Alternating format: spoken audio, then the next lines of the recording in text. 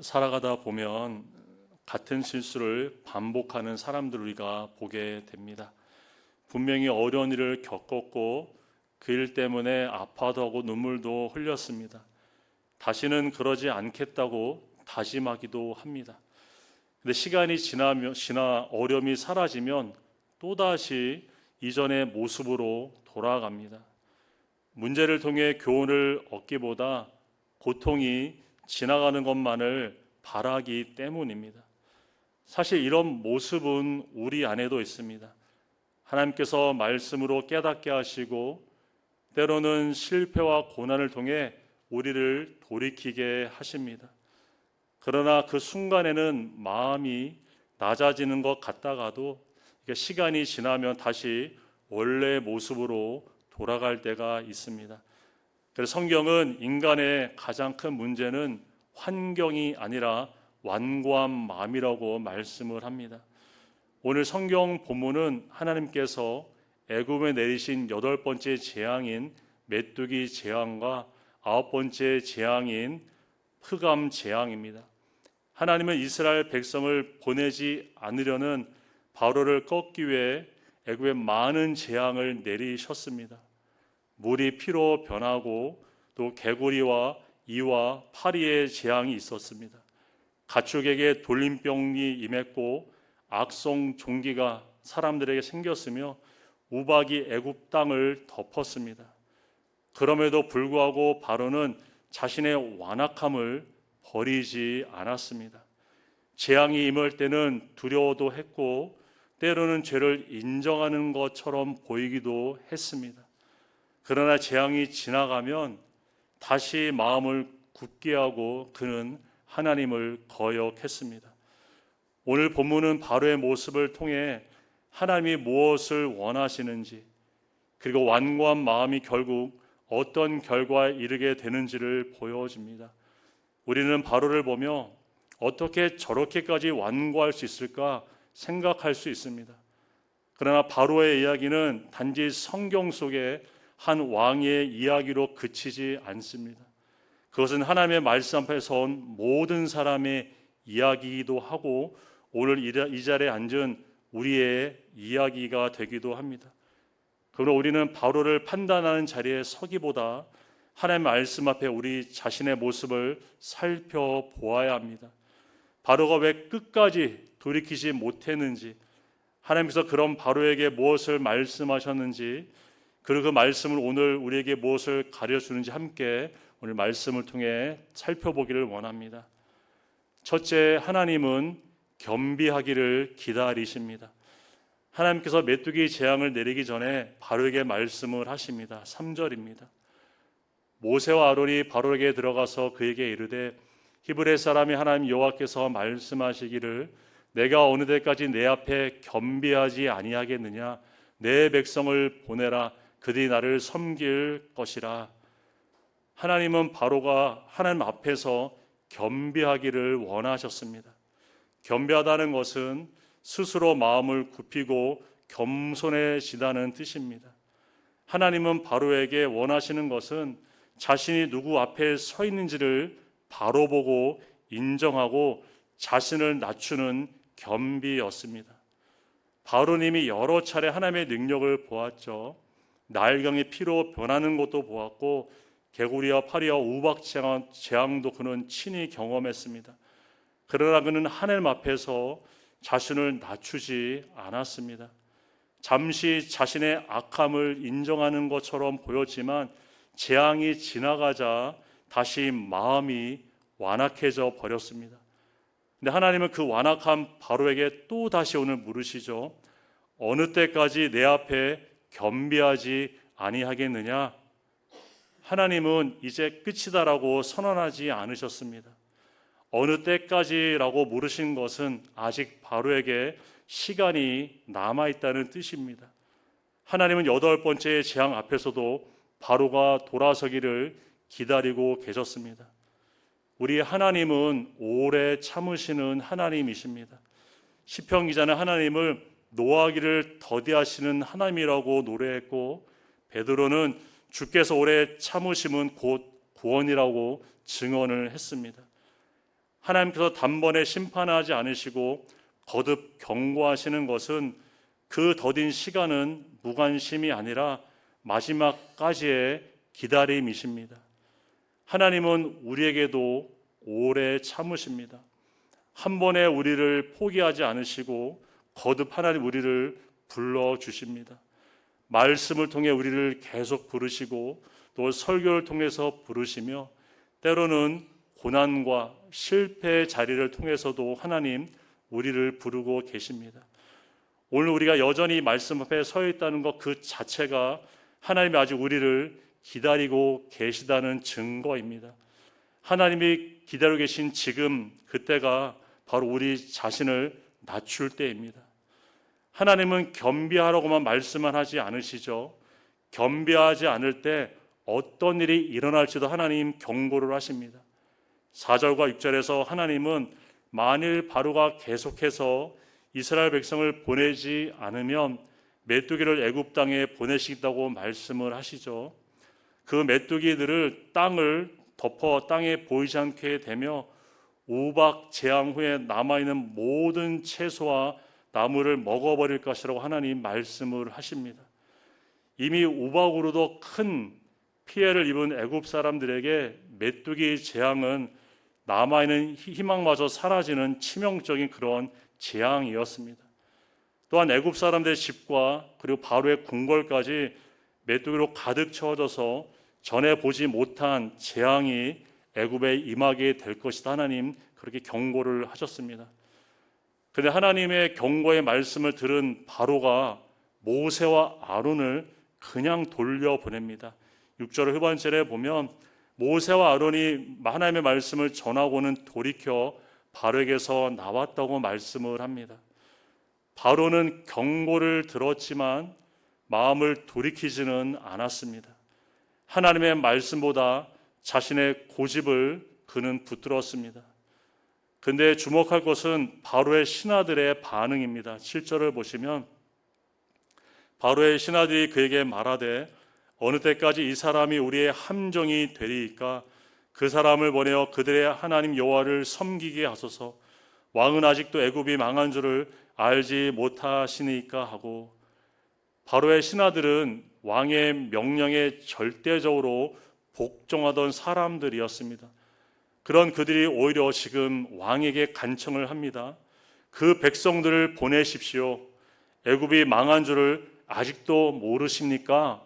왕에게 그들은 간청을 했습니다. 바로의 신하들은 하나님의 경고의 말씀을 두려워하며 그들의 마음이 낮아졌습니다. 신하들이 들은 경고와 바로가 들은 경고는 같은 경고였습니다. 또한 신하들이 본 재앙과 바로가 본 재앙도 같은 재앙이었죠. 근데 신하들의 마음은 낮아졌고 바로의 마음은 여전히 높아져 있었습니다. 같은 말씀, 같은 경고 앞에서도 이렇게 마음의 반응은 달라질 수 있습니다. 어떤 마음은 높고 어떤 마음은 굳어집니다. 성경은 이러한 모습을 사도행전 17장에서도 잘 보여줍니다. 바울이 데살로니가에서 복음을 전했을 때 어떤 이들이 믿었지만 유대인들은 시기하며 불량한 자들을 데리고 성을 소란하게 했습니다. 같은 복음을 들었지만 그들은 말씀 앞에 자신을 낮추기보다 자신의 생각과 고집대로 그들은 행했습니다. 그래서 그들은 복음을 받아들이지 못했고 오히려 복음을 전하는 자들을 대적했습니다. 근데 바울이 옮겨간 베레아 지역의 사람들은 달랐습니다. 사도행전 17장 11절 이렇게 말씀합니다. 베레아에 있는 사람들은 데살로니가에 있는 사람들보다 더 너그러워서 간절한 마음으로 말씀을 받고 이것이 그러한가 하여 날마다 성경을 상고했다. 성경 우리에게 말씀을 하죠. 베레아 사람들은 말씀 앞에 마음을 열었습니다. 자신의 생각을 앞세우지 않고 겸손히 말씀을 받았습니다. 그리고 바울이 말한 말이 정말 하나님의 말씀인지 그들은 날마다 성경 앞에 나아가 성경을 살펴보았습니다. 그 결과가 어떻게 됐습니까? 이어지는 12절 이렇게 말합니다. 그 중에 믿는 사람이 많아졌다. 이렇게 성경 우리에게 말씀합니다. 같은 바울이 전한 같은 복음이었지만 데살로니가에서의 시기와 완고함으로 거부가 되었고, 반면 베레아에서는 겸손한 마음으로 받아들여져서 많은 사람이 믿게 되는 열매가 맺어지게 됐습니다. 오늘 우리는 어떻습니까? 우리도 같은 자리에 앉아서 동일한 하나님의 말씀을 듣습니다. 그러나 말씀을 받는 마음은 또 저마다 다를 수가 있겠죠. 어떤 마음은 열린 마음으로 말씀을 간절히 받기도 하고, 어떤 마음은 닫힌 마음으로 말씀을 때로는 흘려보낼 때도 있습니다. 겸비는 감정이 아니라 신앙의 태도입니다. 말씀 앞에 나를 두고 그 말씀이 나를 살피도록 우리를 내어드리는 것입니다. 지금 이 말씀이 누구에게 필요할까를 생각하는 것이 아니라 하나님께서 오늘 나에게 무엇을 말씀하시고 계시는가, 우리는 말씀을 통해 우리 자신에게 물어야 합니다. 바로는 끝까지 자신을 낮추지 않았습니다. 그러나 그의 신하들은 하나님의 경고를 듣고 애굽의 현실을 보며 두려워했습니다. 같은 말씀 안에서 누구는 마음이 부드러워졌고 누구는 더 완고해졌습니다. 오늘 우리도 하나님의 말씀 앞에 서 있습니다. 말씀을 판단하는 자리에 우리가 서는 것이 아니라 말씀이 우리를 판단하도록 말씀 앞에 우리를 내어드릴 수 있기를 바랍니다. 바로처럼 마음을 굳게 하는 사람이 아니라 베레아 사람처럼 겸손히 말씀을 받고 자신을 돌아보는 삶이 저와 여러분이 될 수 있기를 원합니다. 하나님께서 오늘도 겸비한 사람들에게 은혜를 베풀어 주십니다. 하나님의 말씀 앞에 우리가 자신을 낮추고 또한 순종함으로 하나님의 은혜를 풍성히 누리는 저와 여러분의 믿음의 삶이 될 수 있기를 주님의 이름으로 축복합니다. 둘째, 하나님은 온전한 순종을 원하십니다. 8절을 보시겠습니다. 모세와 아론을 바로에게로 다시 데려오니 바로가 그들에게 이르되 가서 너희의 하나님 여호와를 섬기라. 갈 자는 누구냐 이렇게 말합니다. 바로는 애굽이 망했다는 신하들의 말을 듣고 다시 모세와 아론을 불렀습니다. 그리고 하나님께 예배하러 갈 사람이 누구인지 묻고 있습니다. 신하들의 절박한 말에 굳은 바로의 마음이 흔들렸습니다. 모세가 대답을 합니다. 9절에 보면 모세가 이르되 우리가 여호와 앞에 절기를 지킬 것인즉 우리가 남녀노소와 양과 소를 데리고 가겠다고 그렇게 대답을 하죠. 모세는 이스라엘 남녀노소 양과 소와 함께 하나님께 예배하러 가겠다고 바로에게 분명하게 말합니다. 이에 바로가 이렇게 반응을 합니다. 10절 11절을 보시면 바로가 그들에게 이르되 내가 너희와 너희의 어린 아이들을 보내면 여호와가 너희와 함께함과 같으니라. 보라, 그것이 너에게는 나쁜 것이니라. 그렇게 하지 말고 너희 장정만 가서 여호와를 섬기라. 이것이 너희가 구하는 바니라. 이에 그들이 바로 앞에서 쫓겨났다. 성경은 말씀을 합니다. 바로는 이스라엘의 어린아이를 보내지 않겠다고 하며 이스라엘의 장정만 가서 여호와께 예배하라고 그렇게 말합니다. 그리고 모세와 아론을 쫓아내버렸죠. 바로는 마음이 낮아지는 것처럼 보였지만 여전히 완고한 태도로 모세와 아론에게 대했습니다. 그럼 왜 바로는 장정만 보내라고 했던 것일까요? 여자와 아이들을 애굽에 남겨두면 예배하러 간 남자들이 반드시 돌아올 수밖에 없었기 때문입니다. 가족의 인질로 잡혀있는 한 그들은 결코 애굽을 완전히 떠날 수 없었습니다. 바로는 예배를 허락하는 척하면서 실제로는 그 예배가 자기 손에서 벗어나지 못하도록 묶어두려고 했던 것입니다. 이것은 부분적인 순종입니다. 바로는 가지 말라고 하지는 않았습니다. 가되 이만큼만 가라고 했죠. 다 드리지 말고 절반만 드리라고 했습니다. 그러나 하나님이 부르시는 예배는 절반의 예배가 아니었습니다. 남녀노소가 다 함께 한 사람도 남김없이 나아가는 온전한 예배였습니다. 이렇게 메뚜기 재앙이 지나간 후에도 바로는 여전히 자기 생각대로 행동을 합니다. 흑암 재앙이 임한 뒤에 다시 그 모세를 불러서 말합니다. 24절을 보시면 너희는 가서 여호와를 섬기되 너희 양과 소는 머물러 두고 너희 어린 것들을 너희와 함께 갈지니라. 처음에는 아이들을 남겨두라고 하더니 이제는 가축을 남겨두라고 했습니다. 가족을 붙잡을 수 없게 되자 이번에는 재산을 붙잡아 두려고 했습니다. 그러나 이건 역시 하나님 말씀에 대한 온전한 순종이 아니었죠. 모세는 25절에 이렇게 말합니다.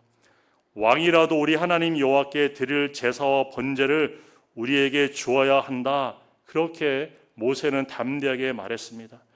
바로가 남겨두라는 그 양과 소가 바로 하나님께 드릴 제물이었습니다. 예배는 정작 하나님께 바칠 것을 빼앗으려고 바로는 했던 것이죠.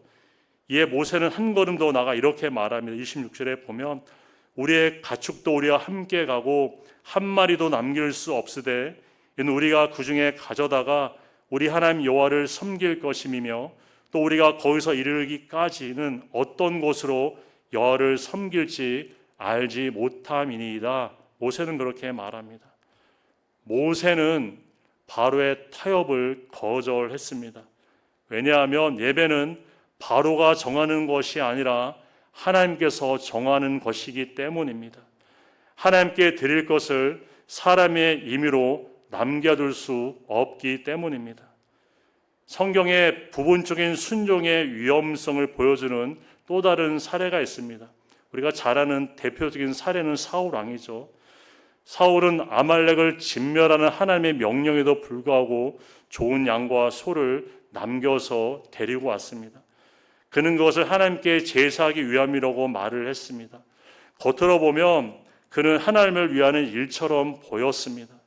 그러나 하나님께서는 그것을 순종으로 받지 않으셨습니다. 사무엘은 사울에게 이렇게 말합니다. 사무엘상 15장 22절입니다. 순종이 제사보다 낫고 듣는 것이 순양의 기름보다 낫다. 하나님 그렇게 말씀하게 하십니다. 사울은 일부는 순종했지만 전부는 순종하지 않았습니다. 중요한 것은 하나님께서는 그 부분적인 순종을 순종으로 인정하지 않으셨다는 사실입니다. 하나님께서 바르게 원하신 것도 부분적인 순종이 아니라 완전한 순종이었습니다. 그러나 완전한 순종을 보이신 분이 있으십니다. 바로 우리 주 예수 그리스도이십니다.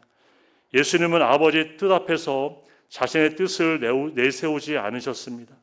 겟세마네 동산에서 내 원대로 마옵시고 아버지의 원대로 하옵소서라며 주님은 간절히 기도하셨고 아버지의 뜻에 자신을 온전히 주님은 맡기셨습니다. 그리고 십자가의 죽음에 이르기까지 주님은 온전히 순종을 하셨습니다. 예수님은 자신을 온전히 내어드리며 아버지께 온전히 순종을 하셨죠. 그 순종으로 우리를 죄와 사망에서 구원하셨고 하나님과 원수되었던 우리를 하나님과 화목하게 하셨습니다. 하나님 앞에 우리의 순종은 지금 어떻습니까? 우리는 부분적인 순종을 하면서도 하나님께 충분히 순종하고 있다고 생각하며 우리가 살아가고 있지는 않습니까? 주일에는 하나님께 잘 들으시지만 평일은 내 마음대로 살려가는 모습이 우리에게는 없는지요? 하나님 우리의 일부가 아니라 우리의 전부를 하나님 우리에게 원하십니다. 하나님께서는 부분적인 순종이 아니라 온전한 순종을 우리 하나님 기뻐하십니다. 모세가 한 마리도 남길 수 없다고 고백했던 것처럼 우리도 하나님 앞에 남겨두려는 영역 없이 온전한 순종으로 하나님께 나아갈 수 있기를 바랍니다. 참된 신앙은 하나님과 타협하는 것이 아니라 하나님의 말씀에 대한 온전한 순종을 드리는 것입니다. 하나님께서 오늘도 우리에게 물으십니다. 너는 나에게 무엇을 남겨두려고 하느냐? 그 질문 앞에서 우리는 시간도, 물질도, 가정도, 우리의 미래도 하나님께 내어드리고 하나님의 말씀에 온전히 순종하며 하나님께 드리시는 저와 여러분의 삶이 될 수 있기를 간절히 소원합니다. 셋째, 하나님은 어둠에서 빛으로 부르십니다.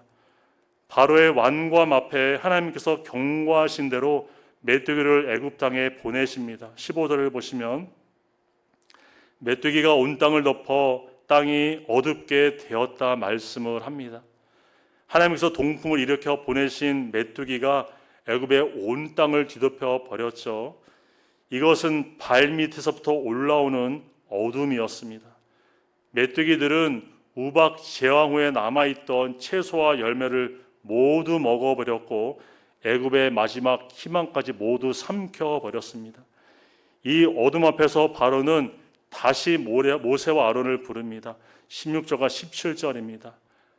바로가 모세와 아론을 급히 불러 이르되 내가 너희 하나님 여호와와 너에게 죄를 지었으니 바라건대 이번만 나의 죄를 용서하고 너희 하나님 여호와께 구하여 이 죽음만은 내게서 떠나게 하라.